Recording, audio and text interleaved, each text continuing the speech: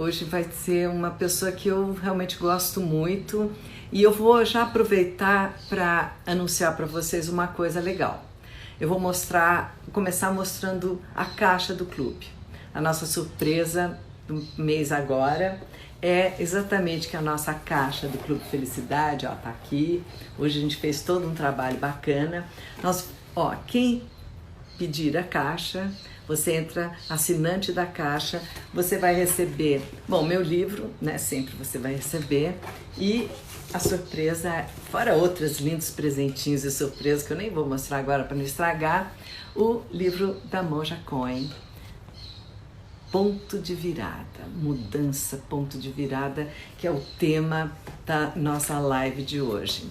Daqui a pouquinho ela vai entrar, tô aqui vendo aqui, vamos ver se ela já tá pedindo para entrar, né?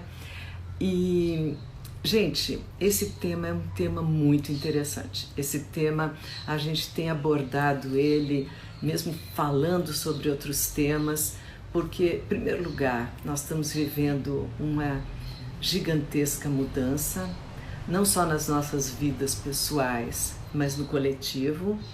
Então, não tem como a gente passar por esse momento sem enfrentar essa forte palavra que nos acompanha, mudança. E todos nós sabemos que a mudança é, primeiro, inevitável, é imprescindível, como alguém escreveu aqui, foram muitas perguntas. Mais uma vez, super obrigada pela participação de vocês, por essa troca, por vocês fazerem perguntas, por vocês estarem aí o dia inteiro, assim, nessa comunicação, nesse compartilhamento com as minhas redes sociais. Isso dá uma alegria muito grande e dá um prazer mesmo da gente poder formar um grupo, formar essa pertencibilidade, esse lugar onde vocês fazem parte. Assim como o Clube Felicidade, as redes Felicidade, o meu Instagram, o YouTube, o canal do YouTube, o Facebook, tudo isso faz parte dessa proposta, desse propósito que eu tenho muita vontade de estar repartindo, compartilhando com vocês. E que a participação de vocês é essencial para que exista essa troca energética. Mas falando de mudança, a gente sabe, a Monja já deve estar chegando em segundos, minutos, sei lá, eu entrei um pouquinho antes, mas daqui a pouquinho ela já está aí. Falando de mudanças, a gente sabe que a gente muda segundo a segundo. As mudanças da nossa vida pessoal e mesmo em volta da gente, das coisas, elas não são mudanças perceptíveis. Assim, as mudanças, elas são de um universo sutil, de uma forma geral. Nós vamos chegar a falar das mudanças bruscas, mas aquela mudança do dia a dia, ela funciona exatamente como as águas de um rio, que você entrou, saiu, vai entrar de novo daqui a 1 minuto e as águas já mudaram, já não são mais as mesmas.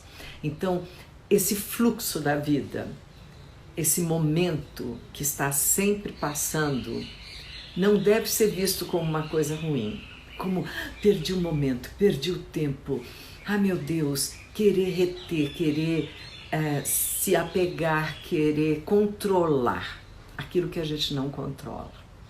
Então, a nossa mudança, ela precisa ser um deixar fluir.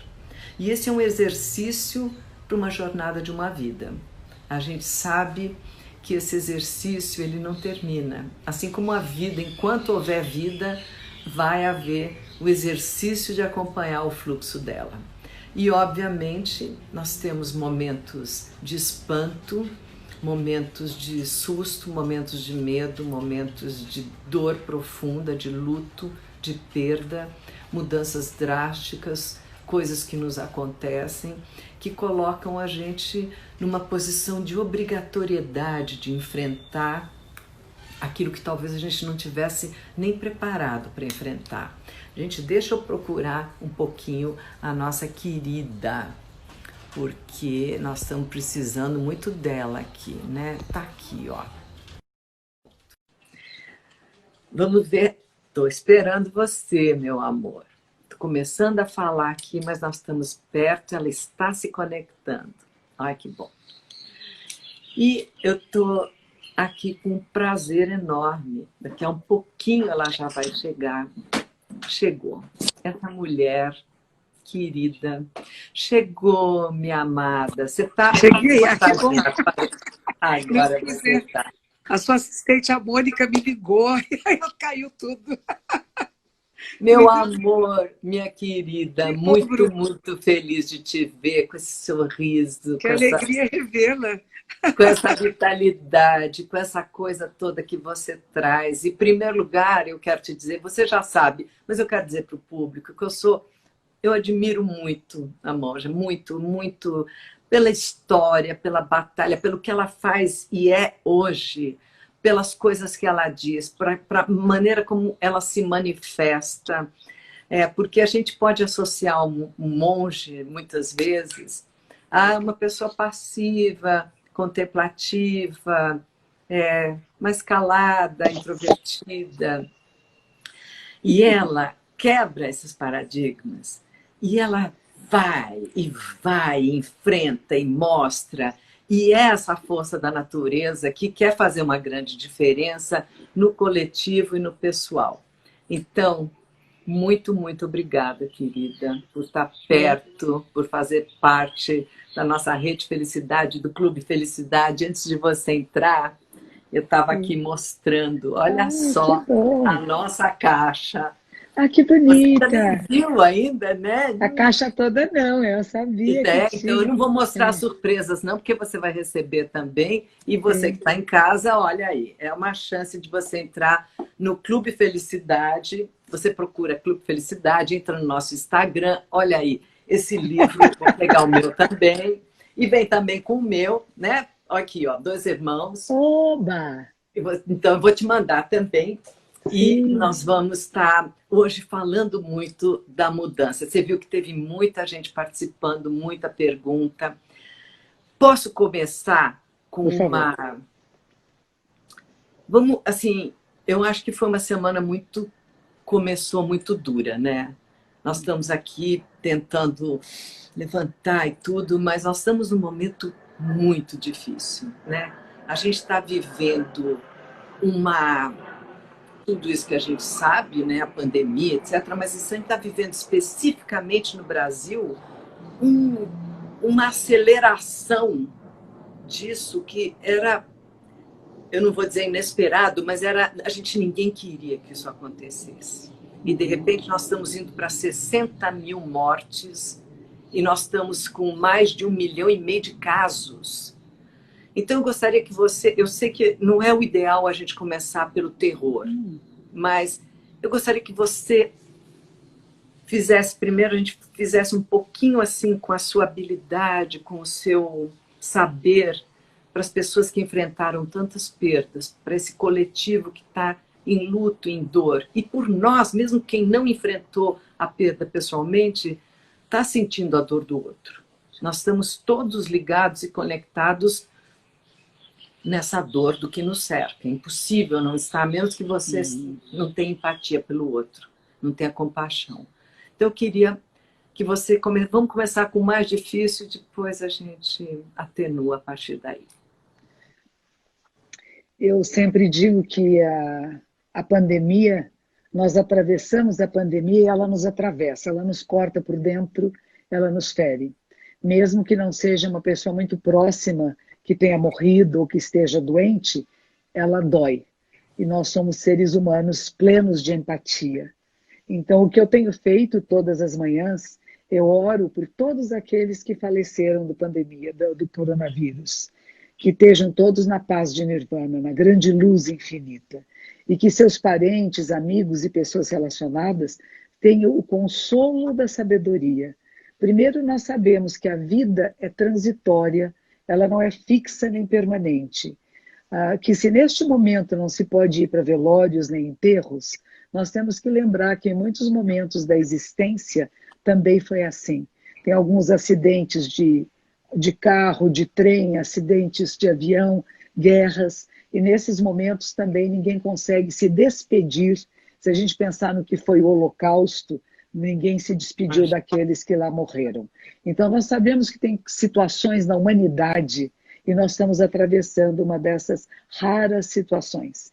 Esta não foi criada por nós, seres humanos. Talvez nós tenhamos uma certa influência, sim. Existe uma antropóloga que ela considera que o nosso descuido com a vida natural, com a vida do meio ambiente tenha causado esta mudança. Se pensar que morcegos, eu gosto de pensar no morceguinho, assim, que eles têm uma sensibilidade muito grande, radares para se levar, para perceber onde está. E imagine esses animaizinhos presos numa jaula esperando ser mortos. Então há uma instabilidade nesse sistema. Essa instabilidade do sistema faz com que o vírus, que lá ele vivia bem, ele vai procurar um outro hospedeiro. Ou foi criado em laboratório, que é outra hipótese. Tanto faz. A questão é que ele chegou para todos nós e cada um de nós responde de uma forma diferente. Isso é outra beleza da criação. Nós não somos iguais. Cada um de nós, cada uma de nós é única no mundo. Então, da mesma maneira que cada um de nós responde de forma diferente ao vírus e aos remédios e às curas, é a maneira que somos no mundo. E cada um de nós tem uma sensibilidade diferente ao que está acontecendo. Alguns ficam mais sensíveis, alguns não têm sensibilidade nenhuma. Alguns dizem não tem importância, porque todo mundo vai morrer mesmo. Sim, nós vamos todos morrer, é garantido, mas nós podemos viver mais, podemos viver com plenitude, com prazer, com alegria, com contentamento, podemos partilhar a vida, não tem pressa de morrer. E se existem curas, existem tratamentos, nós temos que disponibilizar as curas e os tratamentos. E aqueles que não resistiram aos tratamentos, a gente só pode dizer: vá em paz. Terminou sua tarefa, vá para a luz infinita e que seus parentes, seus amigos tenham o conforto de saber que foi feito o que foi possível. E se não foi possível, não tinha causas e condições ainda adequadas. Tem falhas de governo, tem falhas médicas, tudo isso existe. Mas algumas pessoas sobrevivem. Agora estão até falando que talvez seja uma condição de se é sangue A, B, AB, CO, tanto faz, né? Ainda não se sabe exatamente, estão pesquisando. Somos cobaias humanas, né? No momento somos todos cobaias, porque não se sabe como que o vírus se manifesta, em que tipo de corpo, como se manifestará, tem mais de 120 remédios sendo testados, e agora começou uma vacina a ser testada também aqui no Brasil. Isso é um bom sinal. Quer dizer que se tivermos a vacina e se ela for efetiva, esse nosso susto vai ser menos susto. Mas que não sabemos o que vai acontecer, nunca soubemos. Outro dia apareceu lá na Zero Hora a sua história um pouquinho, né? Como você encontrou seu marido. Não foi tão lindo aquilo? E é uma coisa inesperada, né? Não foi programado. Não programamos esse encontro, né?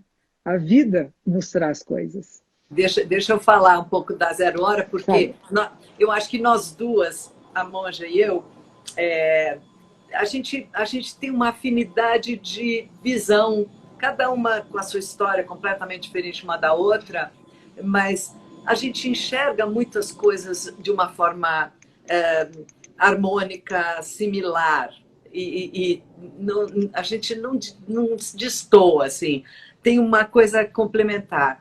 E por acaso, né, ou não por acaso, como você está dizendo, nós duas somos colunistas do jornal Zero Hora de Porto Alegre, que a gente gosta muito.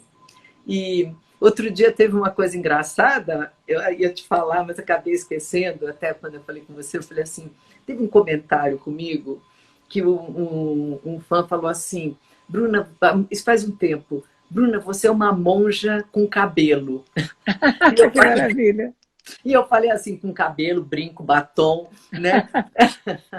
Mas aí, essa ideia você, na sua trajetória, e você fala disso no livro, você fez mudanças radicais, né?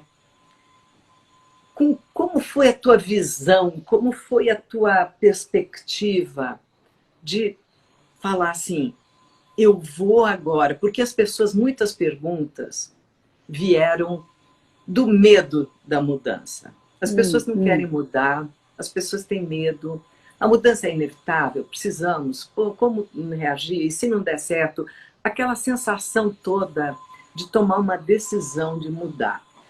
Algumas pessoas, elas mudam aos pouquinhos.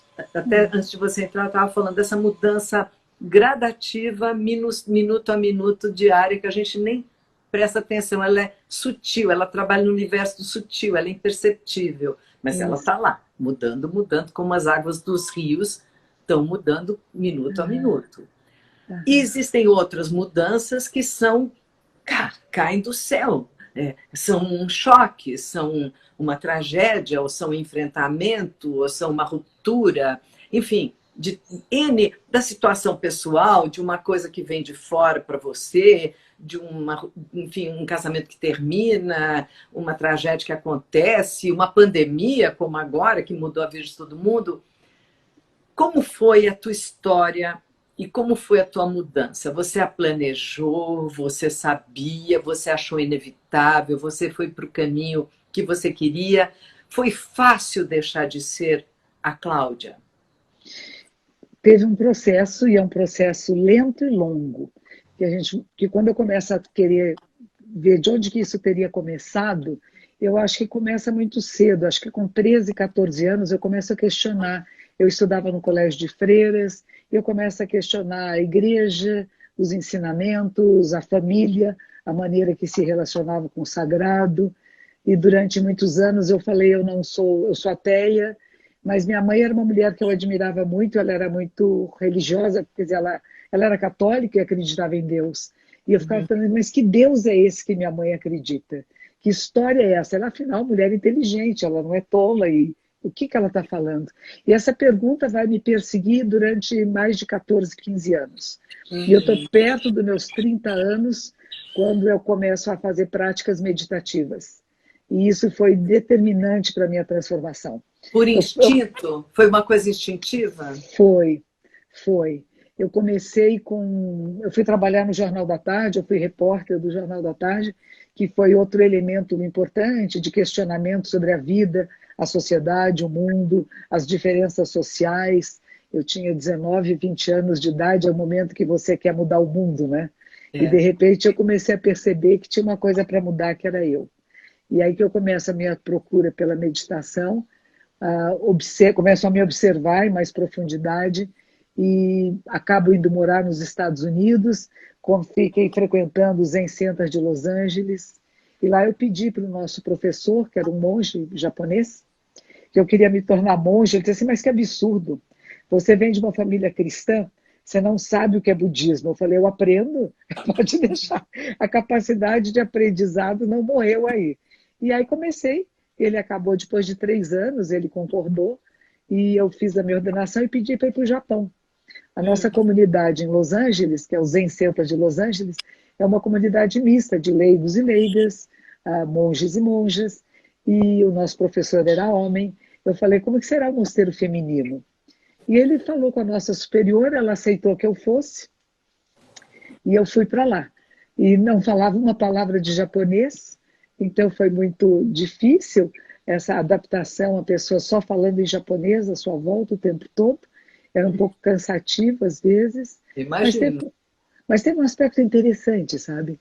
Que você começa a ler as pessoas. Se você não entende as palavras, o corpo fala, os olhos falam, né?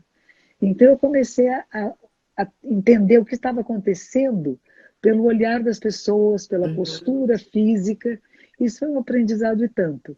Depois de 2 anos no mosteiro, comecei a falar como uma criança, palavras assim muito no imperativo, que era a maneira que falavam comigo, faça, pegue. E aí a minha superiora foi receber um convidado especial, e eu fui servir o chá, e eu virei a esse convidado e disse, beba. E ela então ficou vermelha e disse, nossa, ela Deu uma precisa ordem. aprender japonês. Eu dei uma ordem para o convidado. E aí eu fui ter aulas de japonês e eu acabei ficando 12 anos no Japão, que foi muito Maravilha. intenso, muito bom, difícil, não foi fácil, a cultura é diferente, mas foi um aprendizado e tanto, de convivência com o diferente, de não Uhum. expectativa do outro, não esperar que o outro atenda às minhas necessidades e responda a mim da maneira que eu gostaria que fosse respondida. Então, isso foi bem intenso, foi bem importante. Voltei para o Brasil, trabalhei na comunidade japonesa durante 7 anos, e depois saí para formar um grupo meu, mais de brasileiros. As pessoas da colônia japonesa estavam muito preocupadas, tinha muitos brasileiros no templo, acharam que era uma invasão. Foi muito interessante isso. Foi difícil também, foi duro, foi complicado, mas a gente criou um outro espaço e é o que eu continuo agora. Constituímos uma comunidade zen budista que chama Zen do Brasil, que é onde eu tenho as minhas práticas do ensino meditação, ensino budismo, isso já desde 2001. Mas dentro dessa linda trajetória, tem duas coisas. Primeiro, o que te leva ao budismo é quase um instinto, é meio assim que nem a tartaruguinha que nasce enterrada naquele ovo da areia, ela tem o instinto de virar para o mar. Foi uma espécie de instinto que te levou para o budismo quando você ainda nem sabia nada sobre budismo? Sim, Uma uma procura que procura te por levou. E na isso. hora que você encontra esse estado, assim, na hora que você encontra esse mosteiro, o momento, porque existe uma ruptura nisso, né? É uma Sim, ruptura de falar agora, a partir de agora, tem uma mudança. Porque você pode ser budista, você pode fazer as práticas, você pode acreditar, você pode ter todo esse êxtase de trabalho, mas no instante em que você quebra com o lado ocidental e diz assim: sim, esta a partir de agora sou eu. Eu não sou mais aquela pessoa, eu sou isso. essa outra. Eu rapei minha cabeça, eu vivo assim, minha vida amorosa é isso, a minha É, vida pessoal é isso. Você abre mão de um monte de outras coisas, tem um comportamento estoico separado por coisas que equivale a outras coisas que você buscava e que são tão importantes ou mais. E, enfim, é esse instante dessa decisão que é o ponto da virada. Como foi isso? então, eu me interessei por meditação, eu fui encontrar os Zen Centers de Los Angeles, onde eu comecei a fazer práticas meditativas, e fiz um retiro de 7 dias e 7 noites. E durante esse retiro, tínhamos 16 horas por dia de meditação virado para uma parede. E foi como se eu tivesse revisitado toda a minha vida. E não é com rancores nem com mágoas. É apenas atravessando e percebendo que é a tapeçaria da minha vida. Se não houvesse sido como foi, eu não estaria onde estava naquele momento. E isso foi muito Claro. intenso.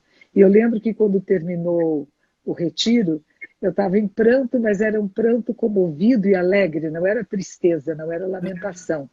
Era uma emoção muito grande e a decisão que eu queria ser monja. O meu professor então disse, mas você não é budista, tem que esperar um pouco. Eu falei, espero. Enquanto isso, minha mãe aqui no Brasil dizia, mas minha filha, por que não vai ser uma monja católica? Nós somos uma... Se você quer a vida religiosa. E eu precisei convencer minha mãe. E Buda dizia que você só pode se tornar monja ou monge se seus pais concordarem, Ah, vivos ou mortos, porque esse é o que é o mais íntimo nosso, né? As pessoas que nos criaram estão muito dentro de nós. Se muito eu não, dentro de nós. né, se não consigo convencer meu pai e minha mãe, é porque eu não estou convencida. Meu pai não se importava, ele era ateu, para ele é até estranho, para que ser religiosa? Mas a minha mãe questionava muito, e os questionamentos dela foram me aguçando mais para a minha decisão. Até Uhum. que um determinado dia ela leu um livro do Eric Fromm, chama Zen, a Psicanálise, e isso a convenceu que não era uma lavagem cerebral e que eu não estava numa seita esquisita, porque ela se preocupava com isso, né? E ela um dia me telefona e diz: minha filha, eu entendi. Você estará servindo a quem eu chamo de Deus. Quer Uhum. seja a religião que você escolha, é a Ele que você serve e eu te abençoo. Nesse dia, meu professor me chamou e marcou a data. Mas o que tinha acontecido na noite anterior? Eu estava fazendo zazen e aquela minha preocupação com Jesus de Nazaré. Minha avó era filha de Maria. Eu fui educada em colégios de freira. E eu estava lá com meu drama. Estou traindo Jesus. Que coisa Entendi. medonha. É excomunhão, é inferno para sempre, é um horror, né? E de repente, na minha meditação, apareceu assim como se Jesus e Buda foram dois amigos que estivessem lado a lado. Eles não brigavam, eles apenas se compreendiam, eles eram um nível superior de consciência que não tinha dualidade. Claro. E no dia seguinte, minha mãe me apoia, e no dia seguinte, o meu professor, eu ia na sala dele, na casa dele, quase toda semana, bater na porta, pedir para ordenação, e ele dizia: não está na hora, não está na hora. Quer dizer, a minha conversão aconteceu, essa mudança de não achar que estou traindo Jesus, que não estou traindo a minha tradição, nem a minha família, nem o Ocidente, mas que eu encontrei alguma coisa que corresponde às minhas necessidades verdadeiras e atende o meu questionamento. Então, é uma outra linguagem, com outras alegorias, mas que me fazia sentido mais do que aquilo do qual eu nasci e que já estava meio, talvez, saturada da maneira de ouvir o ensinamento e que não fazia sentido para mim. Então, foi muito leve. Eu fui ordenada em janeiro, e no dia da minha ordenação, uma outra monja me deu um panfleto do mosteiro de Nagoya. E eu falei para o professor: eu quero tanto ir para lá. E ele disse assim: não é bom. Eu já mandei monjas norte-americanas e elas voltaram muito perturbadas. A sociedade japonesa ainda é muito retrógrada, principalmente com relação às mulheres. E É. talvez você não se adapte. Mas eu insisti tanto que ele disse assim: você vai e fica o tempo que quiser. E a superiora do mosteiro disse: o mínimo 5 anos. Para quem não é japonesa, não fala japonês, não conheceu o budismo em profundidade, no mínimo 5 anos. E 5 anos era o que Buda dizia. Quando alguém queria se tornar monge, você sempre precisa de 5 anos de prática incessante. Qualquer mudança, universidade geralmente são 5 anos, não é? É. As nossas mudanças requerem pelo menos 5 anos de viver de forma diferente. E aí eu fui e fiquei 12 anos. É a Eu grande gostei. prova, né? E agora, É, tem uma coisa legal na vida, assim, que eu acho que ajuda as pessoas a acharem seus rumos e seus caminhos, que é você escutar a sua pequena voz, né? Sua voz de dentro, isso, voz do coração, voz da tua sensibilidade, essa coisa mais íntima, essa coisa mais delicada que você carrega. isso, E acho que no teu caso você escutou bem claramente um isso, chamado, uma isso. vocação e que você não teve sombra de dúvida. Como as pessoas podem se conectar com essa pequena voz quando elas, tudo em volta, tudo que a gente vive, nos tenta desesperadamente nos desconectar de nós mesmos e a gente acaba caindo nessa cilada. Por isso que eu acho importante que as pessoas pratiquem um pouquinho que seja de meditação. E começa com a respiração consciente, né? Assim como no yoga, tem o Uhum. dharana para depois chegar no dhyana e no samadhi, é a mesma coisa.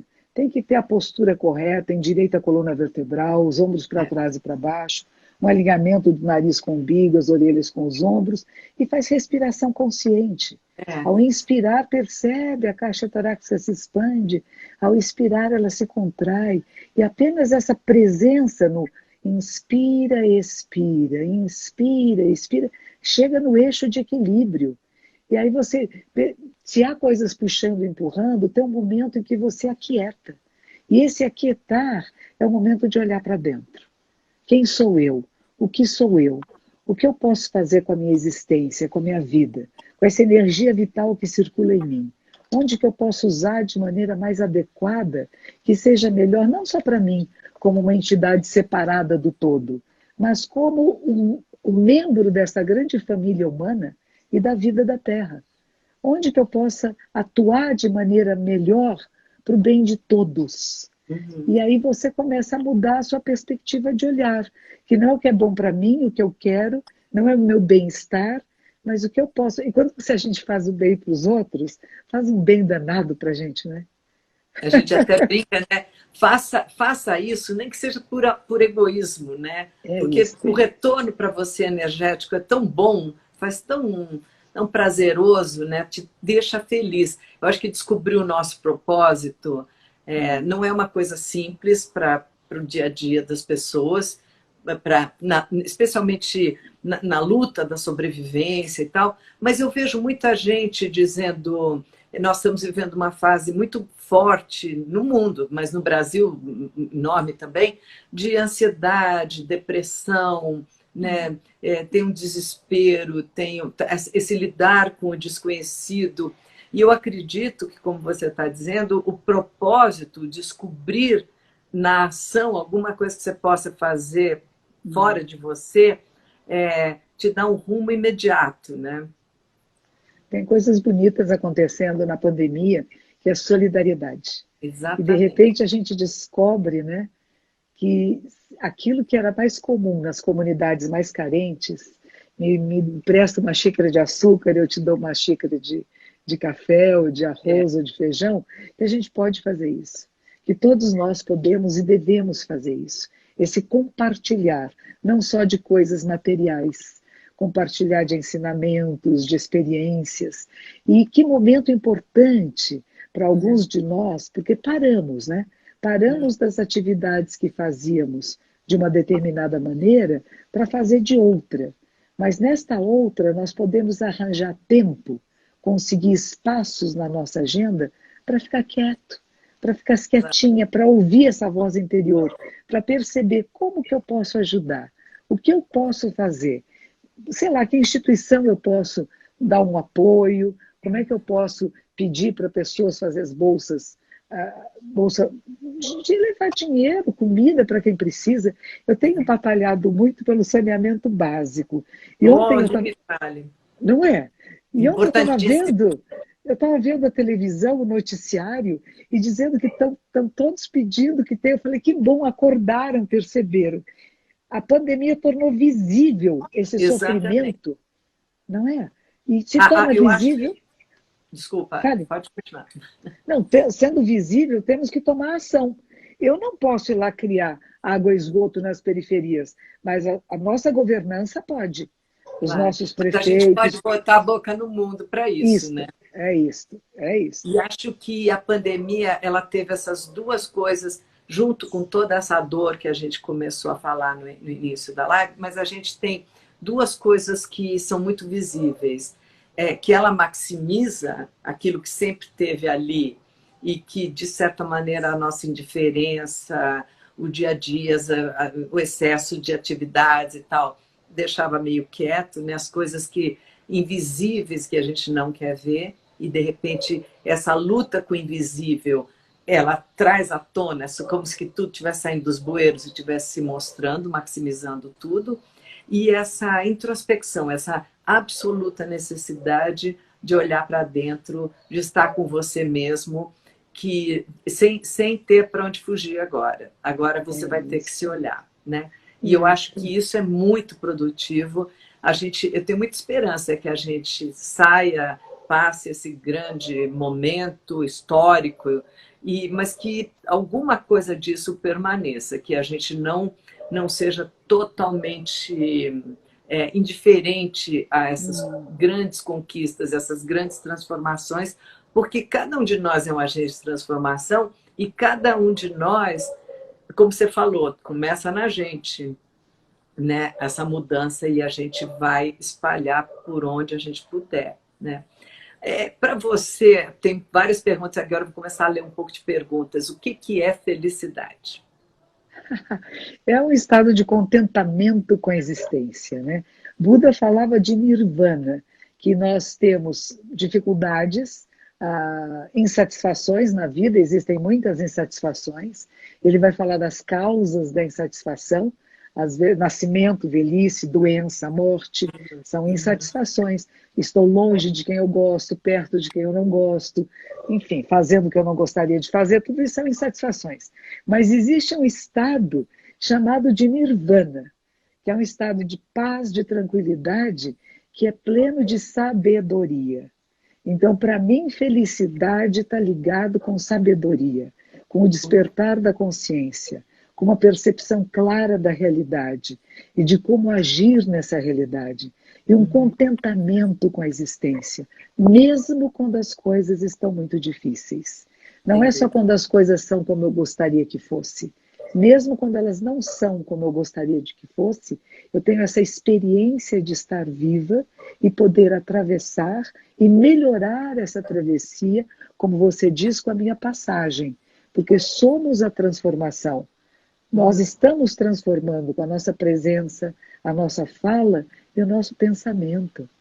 A maneira que pensamos a realidade, ela acaba influindo nas coisas à nossa volta. E muitas pessoas não se dão conta disso. Elas dizem, eu não falo coisas feias, eu tenho gestos bonitos, mas eu penso. E aí você tem que trabalhar esse pensar. Um pensar Claro. que não está julgando, que não está criticando, que acolhe. Acolhe mesmo aqueles que são incapazes de acolher outras pessoas. Porque você vai pensar, por que está sendo assim? Tem pessoas muito grosseiras, rudes, né? Eu fico pensando, que pena, não é? Deve ter sido um bebê tão lindo. O que aconteceu com esse ser humano? Que influência sofreu para se manifestar dessa forma? E não é determinante que será sempre assim. Nós mudamos. Todos nós mudamos. Alguns levam mais tempo. Alguns, às vezes, é só na hora da morte que se dá conta, né? Mas quando a gente pode fazer isso antes, e essa oportunidade que nós estamos tendo desse terror que é a pandemia, é uma É uma oportunidade oportunidade. de crescimento e de despertar. Agora, não é que todos vamos despertar. A gente já viu pessoas que estão falsificando álcool, que estão Ah, é. vendendo Nossa. remédios falsos. Então, tem muita coisa errada. Tem uns tolinhos aí que acham que vão ganhar sozinhos. Não entenderam ainda. Porque o que a gente fala, a gente tem que se apiedar dessas pessoas. Não significa que vai dizer, tá bom, coitadinho, não. Tem que ser preso, tem que ter refletir o que estava fazendo, mas tem que sair do egóico, né? Do euzinho menor. Quero falar duas coisas disso que você disse. Uma coisa que é bem clara, e que a gente sempre fala muito disso na rede, que é assim, o momento, é fácil você estar iluminado, estar bem, estar desejando boas coisas quando está tudo bem. É bom quando você acabou de sair de uma meditação, o dia está lindo, está tudo certo e tal, e você está generoso. Difícil, justamente, é na hora, e é esse, no confronto da dificuldade, né? Tentar manter essa aura, essa serenidade, justamente no desafio, é que é o grande aprendizado, faz parte Isso. da nossa grande consciência do que isso significa, né? E esse ponto que você tocou agora no final, que muitas vezes eu acho que essa é uma discussão que nunca vai ter fim, né? Por que existe a maldade no mundo dessa maneira?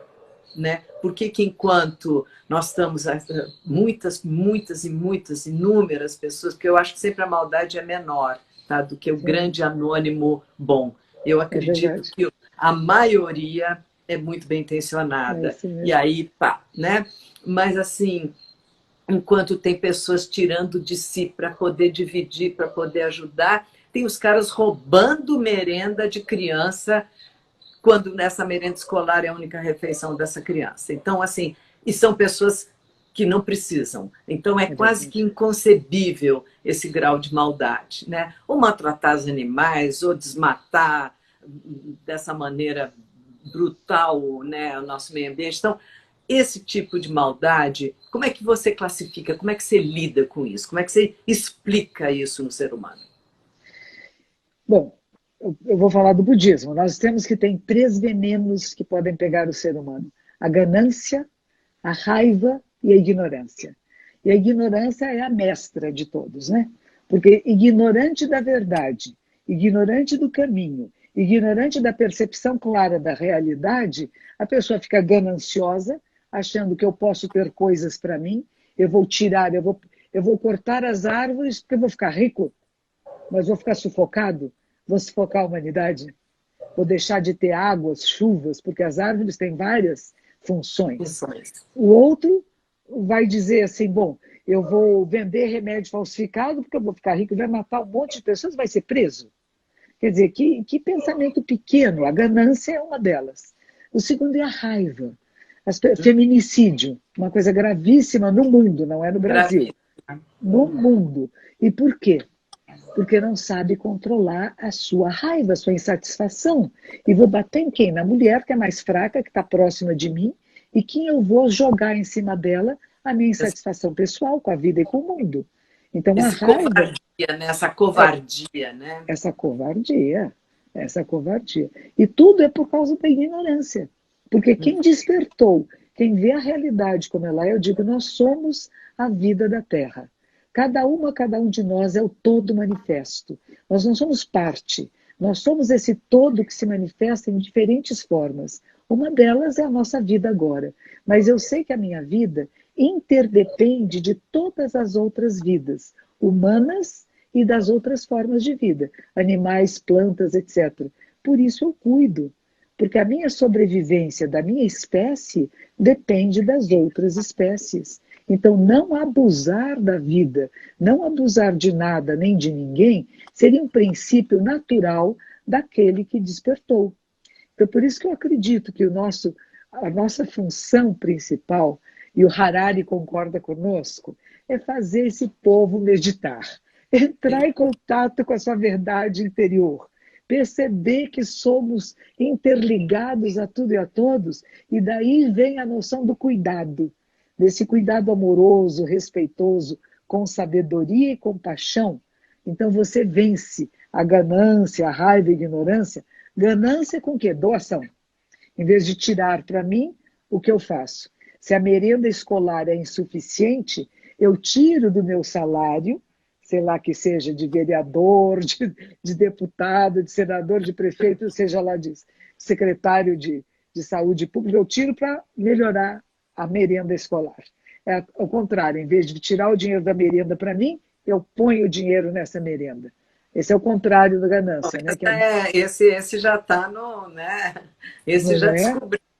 Mas quando o cara ainda está em roubar, está nesses três juntos, a ignorância, a ganância, você acha que isso aconteceu com ele num percurso de vida ou as pessoas nascem assim? O que diz o seu aprendizado? Cada um de nós nasce com alguma tendência, temos tendências genéticas. Isso a gente até vê numa cria de cachorrinho, né? Não são todos iguais. Um deles é mais bravinho, outro é mais brincalhão, outro é mais tristinho, enfim. Nós nascemos com certas tendências genéticas. Agora, como que isso é estimulado na sua vida? E Dona Zilda Arnes dizia, a violência começa a ser estimulada no ventre materno.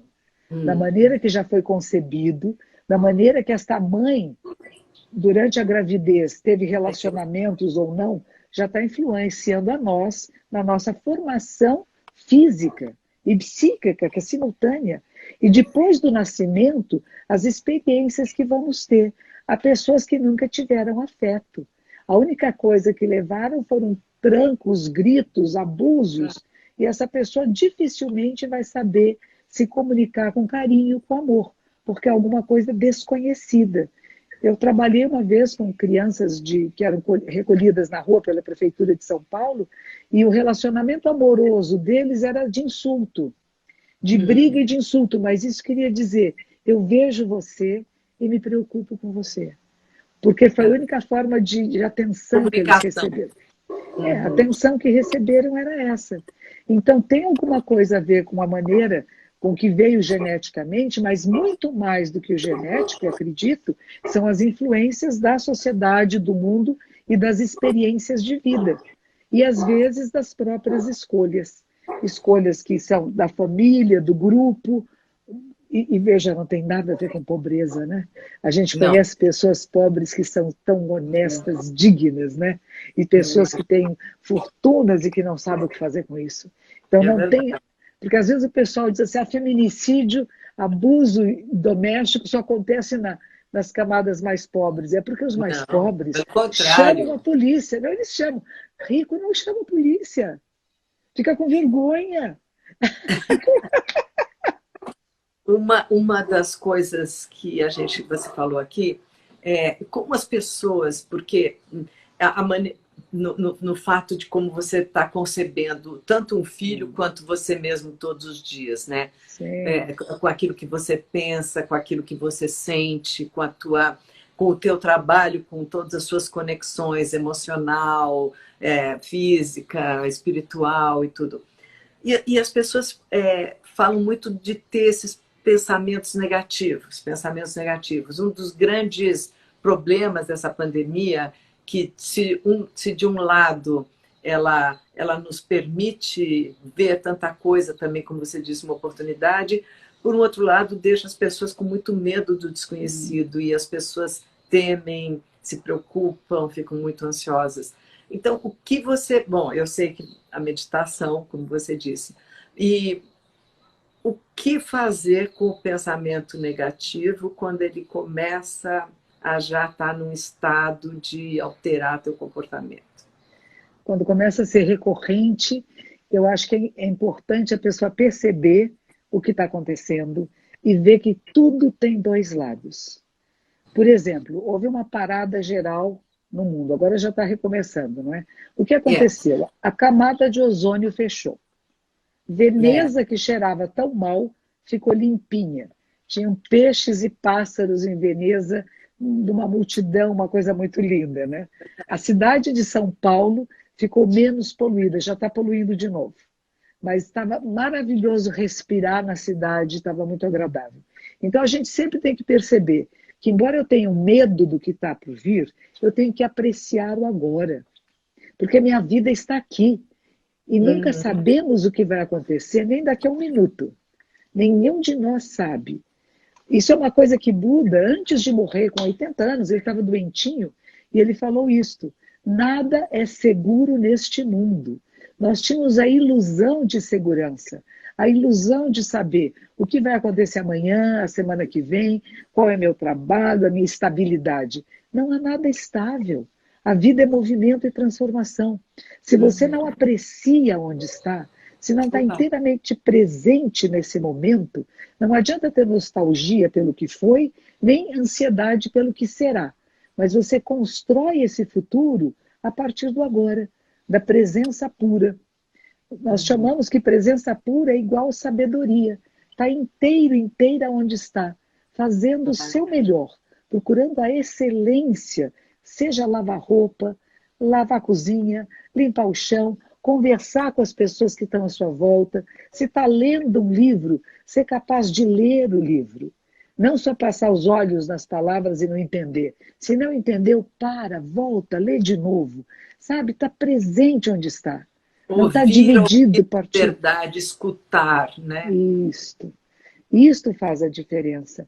E a gente perceber, temos pensamentos nefastos. Eles estão no meio ambiente, estão em tudo. O Jung diria, está no inconsciente coletivo. Só que Claro. você escolhe pensamentos. A diferença é aqueles que praticam meditação podem escolher como pensar e o que pensar.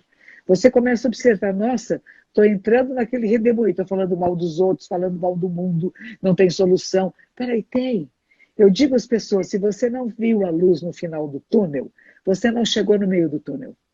Caminha mais um pouco. Caminha no Exato. escuro mais um pouco. Confia. Tinha um professor de yoga no Rio, maravilhoso, Hermógenes, que ele falava, confia, entrega e agradece. Exato. Confia, entrega e agradece. Tem uma pergunta aqui também sobre gratidão, né? Como você age? Quer dizer, eu sei como você age, mas conta para o público aqui sobre teu exercício de gratidão.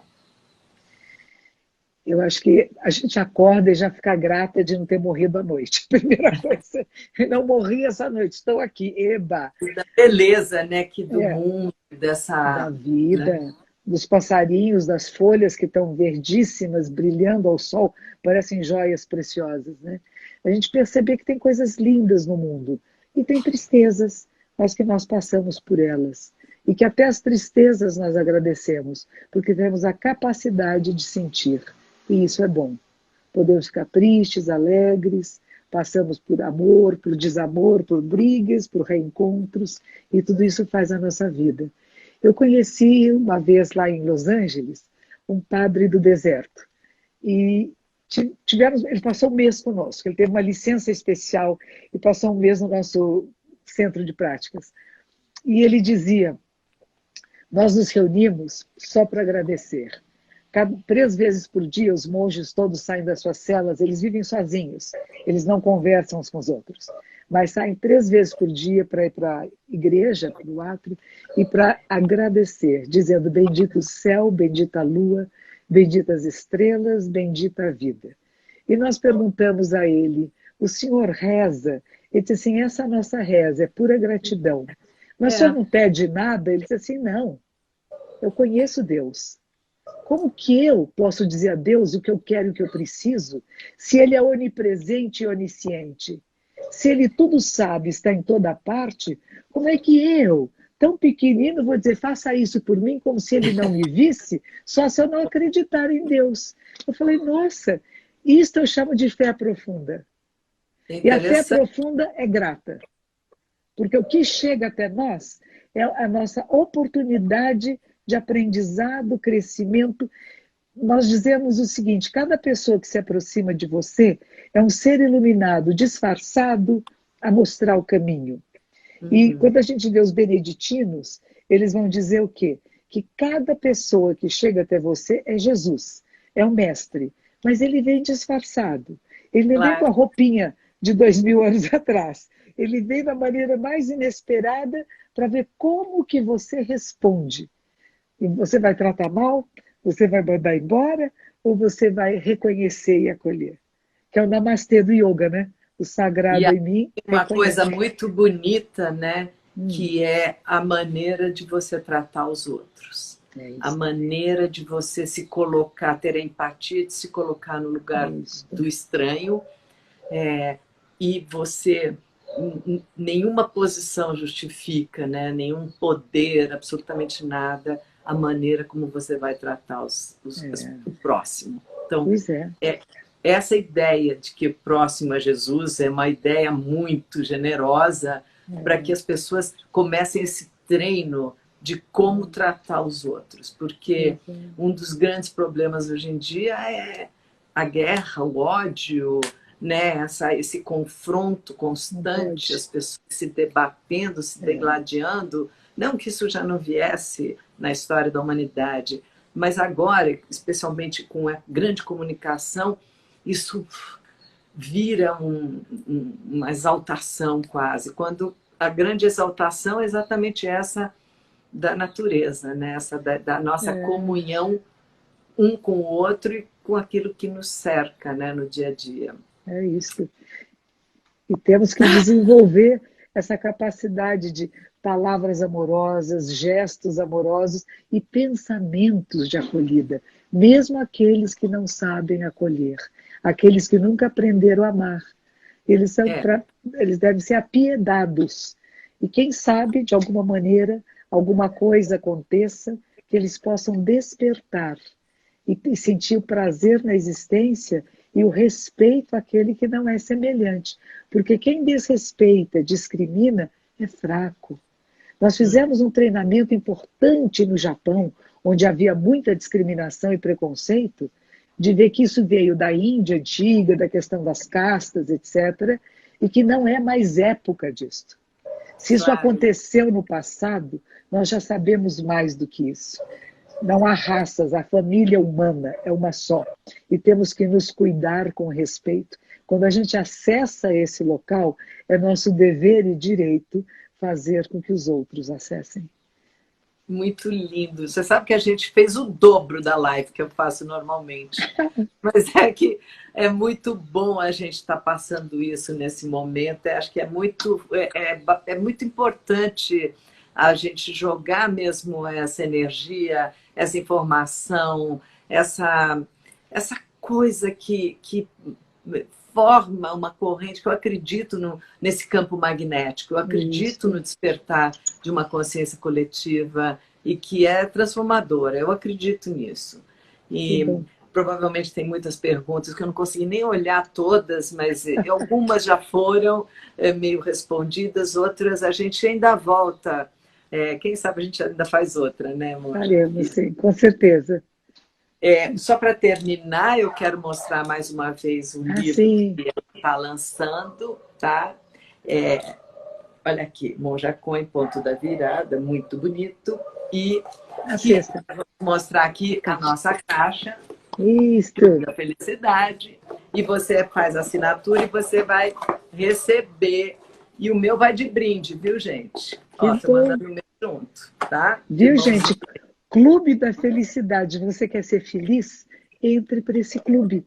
E você vai receber todos os meses, não é isso?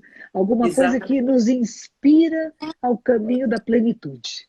Que assim seja, viu? Exatamente. Conhecimento, uma alegria de estar recebendo alguma coisa. A gente quer espalhar justamente isso. E a gente vai dar uma caixa de presente para as pessoas. Entra no Instagram do clube, Clube Felicidade, e escreve uma mensagem dizendo o que é a mudança. Essa mensagem vai entrar no, né? A pessoa lá escolhe a melhor mensagem e você vai receber uma caixa grátis com o ponto da virada que vai te fazer dar uma virada na sua vida. E aí o meu também vai ajudar, porque o meu conta as etapas do caminho que a gente percorre, mostrando que o importante não é a chegada, mas é o nosso trajeto passo a passo. Monja querida, super obrigada, super. Você é Obrigada a uma você, querida, Bruna. eu estou muito perto de você sempre. A gente já dividiu o palco, espero que divida Sim. muito mais, cada vez mais, durante a pandemia aqui, não remotamente, e depois da pandemia juntas nos lugares que a gente for, tá bom? Estamos Então, juntas. Obrigada, muito Bruna. obrigada. E Obrigada. obrigada a vocês todos pela participação, pelos Isso. meus recados, pelas perguntas. Eu imagino que tudo mais ou menos a gente abordou, não foi no específico, mas vocês estão aí, né? A Monja tem que abrir o coração e falar o que ela quer, tá certo? Obrigada, Ela Bruna. ganhou esse direito. Então, queridos, obrigada por tudo. Beijo para todos e quinta-feira tem mais. Oba. Tchau, Até meu amor. logo. Tchau, tchau. Oi, gente. Então, vamos repetir aqui, Clube da Felicidade, tem a Caixa da Monja, com o livro dela. Vocês vão entrar no Instagram do clube, tá? E vocês vão escrever uma pequena frase sobre mudança, tá? Na hora que vocês escrevem essa frase, vocês passam a poder ganhar a caixa. Poder ganhar uma caixa muito linda, como vocês viram aqui que eu já mostrei. Olha aqui mais uma. Tá? E fora as surpresinhas que tem dentro que eu não estou mostrando, não. Mas vocês vão adorar muito. Então, vamos lá, vamos distribuir, vamos espalhar felicidade. Tá? Obrigada por participarem. Hoje foi uma dupla, né? A gente fez uma dose dupla, mas eu estou muito contente, porque eu vi vocês muito próximos. Então, entra lá no clube e vamos continuar aqui. Quinta-feira, nós vamos ter o Padre Fábio de Mello e nós vamos continuar com o assunto da mudança. Então, as perguntas que não foram respondidas agora vão ser respondidas de várias outras maneiras. Gente, obrigada sempre, de coração. Tchau.